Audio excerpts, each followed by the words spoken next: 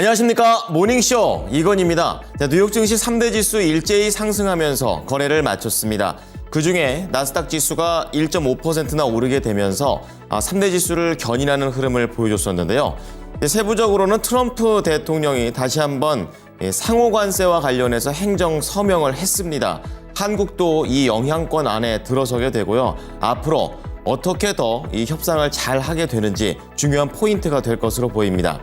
자, 그런 가운데 전반적으로 미국의 국채금리 전일의 급등세에서 약간은 진정되는 흐름으로 바뀌어갔고, 경제 지표들 역시 전 거래일 인플레이션에 대한 우려가 많이 줄어들게 되면서 시장은 우상향했습니다. 자, 오늘도 모닝쇼에서 정보를 가져가 보시기 바랍니다. 첫 번째 하이라이트입니다. 자, 트럼프 대통령이 이제 각국의 상호관세를 공식적으로 부과를 하게 됩니다. 다만 이제 협상의 여지를 열어놨기 때문에 무조건 악재가 아니라 앞으로 어떻게 하느냐에 따라서 공이 넘어온 것으로 보입니다. 자, 그런 가운데 경제 지표가 첫 번째 나왔는데요. 도매 물가 PPI 역시 압력이 지속되게 되면서 금리 인하에 대한 시기가 조금 더 뒤로 물리는 모습이고요. 자, 그리고 신규 트럼프 대통령과 푸틴의 통화가 있었습니다. 우크라이나 전과 관련된 종전협상 얘기도 있고, 여기에 대해서 잠시 후 신규 실업수당 청구 건수와 관련된 부분도 말씀을 드리도록 하겠습니다. 자, 특징주 체크해 보겠습니다.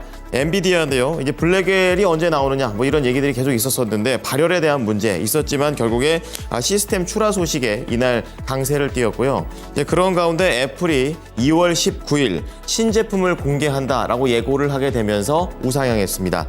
자, 그런 가운데 실적과 관련해서는 가상자산의 붐의 영향을 그대로 수혜를 받아낸 로빈후드가 두 자릿대 강세를 보여줬었고요. 시간외에서는 어플라이어드 머티리얼즈가 앞으로에 대한 전망의 우려가 좀 나오게 되면서 하락하고 있습니다. 자, 오른쪽으로 넘어와 보시면 뉴스 준비가 되어 있는데요. 첫 번째는 AI입니다.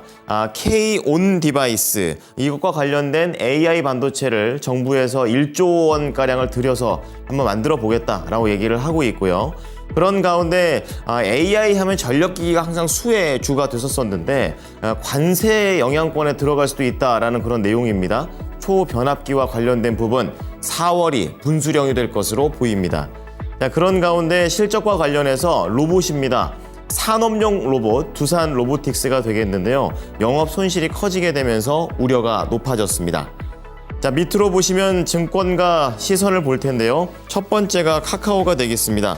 최근에 카카오, 네이버 관련해서 많이 언급이 되곤 했었는데요. 4분기 실적에 대한 얘기도 있고요. 그리고 AI와 카카오톡의 청사진은 좋은데 과연 이 서비스보다는 얼마나 사용하냐, 이게 좀 중요하다라고 얘기하고요. 게임주 시프트업 이번 주 계속 언급이 나오고 있는 주목을 받고 있는 종목이 되겠습니다. 두 가지 IP, 이 게임과 관련해서 콜라보레이션을 계속 보여주고 있는데요. 시너지를 극대화한다는 내용입니다. 그리고 자동차 부품 쪽에서 한온 시스템입니다. 이 전기차와 관련된 수요가 부족하다는 것이 계속해서 직격타가 되고 있고요. 올해 개선은 되겠지만 쉽지 않다라는 평가입니다. 자, 뉴욕 증시 3대 지수 체크해 보겠습니다. 이날은 나스닥 중심의 상승세를 보였습니다. 다우가 0.7, S&P 500이 1.0, 그리고 나스닥 지수가 1.5% 상승하면서 거래를 마쳤습니다.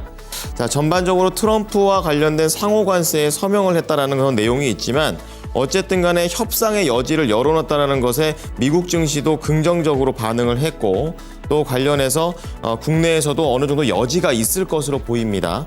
자, 그런 가운데 국채금리도 진정이 됐고, 그리고 미국의 경제 지표들이 두 가지가 나왔는데 인플레이션에 대한 우려가 높았던 것이 많이 줄었다라는 점, 긍정적인 재료로서 작용을 했습니다. 자, 첫 번째 헤드라인부터 하나씩 체크를 해보겠습니다. 트럼프 대통령이 상호관세를 공식적으로 부과합니다. 현지 시간으로 13일 오후 예고를 한 대로 상호관세를 부과하기로 결정했다고 공식 발표를 했는데요.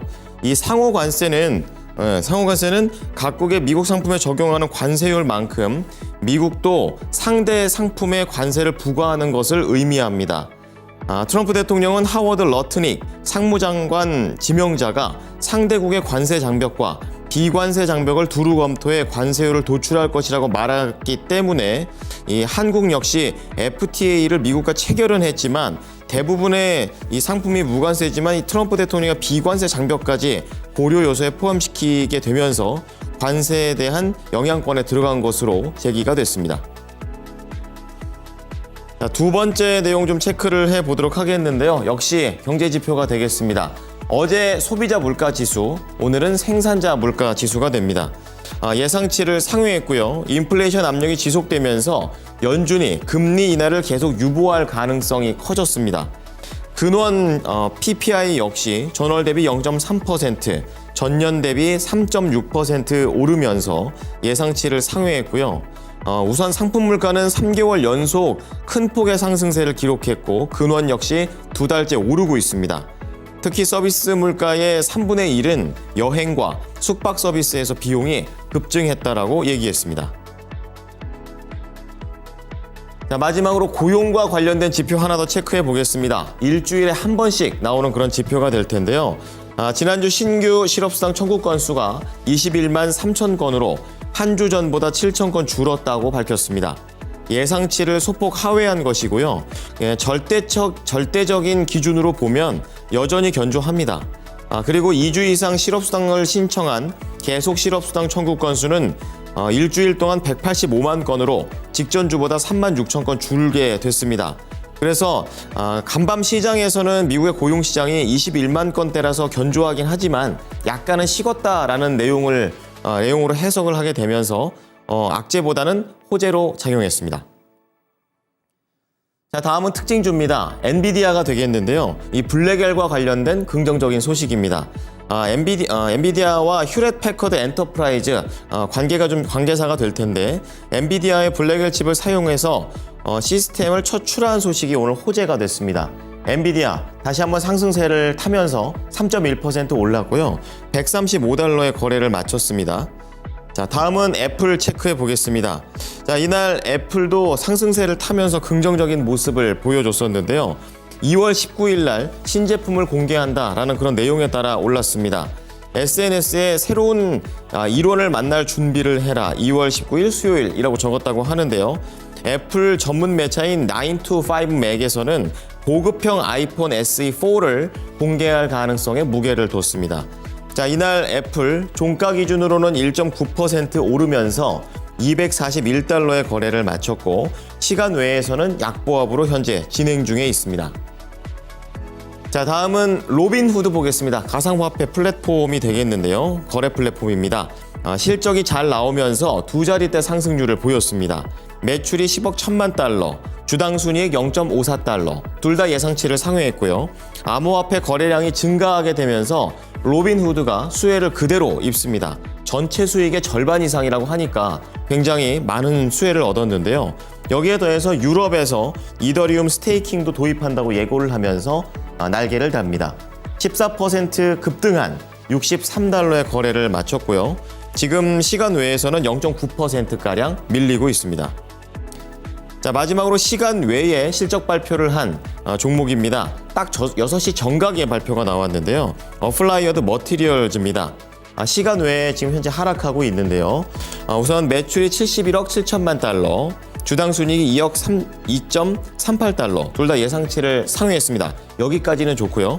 그리고 매출 전망이 2분기 때 예상치를 하회할 것으로 보이고 있고 주당 순이익이 예상치 대비 거의 부합이나 소폭 상회하는 수준을 내게 되면서 전망에 대해서 약간은 우려하고 있습니다.